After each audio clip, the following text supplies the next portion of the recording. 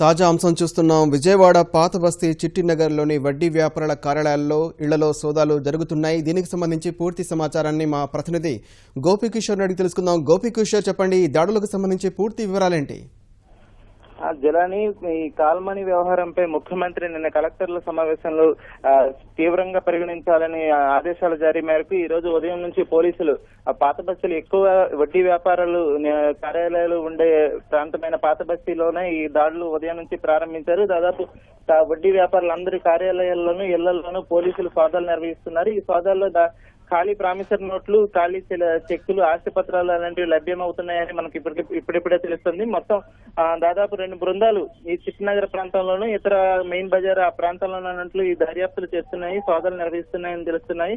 So ఎప్పటికైతే ప్రస్తుతానికి ఈ call money sector కి సంబంధించి 2 నిందితులను అరెస్టు చూపిన పోలీసులు వారిని కోర్టులో హాజరుపరచగా వారికి ఈ నెల 28 వరకు రిమాండ్ విధించారు. మరొక 3 నిందితులు ఈ రోజు కానీ రేపు కానీ మీడియా ముందు ప్రవేశపెట్టే అవకాశం ఉంది. మొత్తం మీద వీరి మీద పోక్సో చట్టాన్ని కూడా ఉపయోగించాలని నగర పోలీస్ కమిషనర్ పరిధిలోనూ టాస్క్ ఫోర్స్ పోలీసులు ఈ వ్యవహారంపై చర్చిస్తున్నారు. ఈ దాడులు కేవలం పాత బస్తీల్లోనే కాకుండా ఎవరైతే సామాన్య మధ్యతరగతి ప్రజలను వడ్డీ కాసులుగా పిచ్చి చేస్తున్నారో వాళ్ళు ఎక్కడెక్కడ నివసిస్తున్నారో ఇప్పటికీ పోలీసుల అదుపులో ఉన్న 12 మంది చెప్పిన వివరాల ప్రకారం ఆ వడ్డీ వ్యాపారుల ఇళ్లలో కూడా ఈ సోదాలు నిర్వహించేందుకు పోలీసులు అయితే విస్తృతంగా దర్యాప్తును అయితే ముమ్మరం చేస్తున్నారు. జిలాని, అయితే గోపికిషోర్, ఈ దాడుల్లో ఎవరైనా అదుపులో తీసుకున్నారా?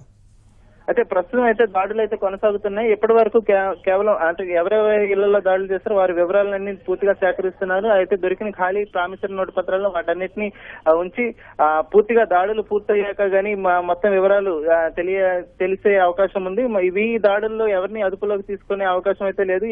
ఎవరైతే ఎక్కువగా ఖాళీ ప్రామిసరీ నోట్లని, ఖాళీ చెక్కుల్ని వాళ్ళ ఇళ్లలో దొరికితే వారి మీద పోలీసులు నిఘా పెట్టే అవకాశం ఉంది. జిల్లాని, ధన్యవాదాలు గోపికిషోర్.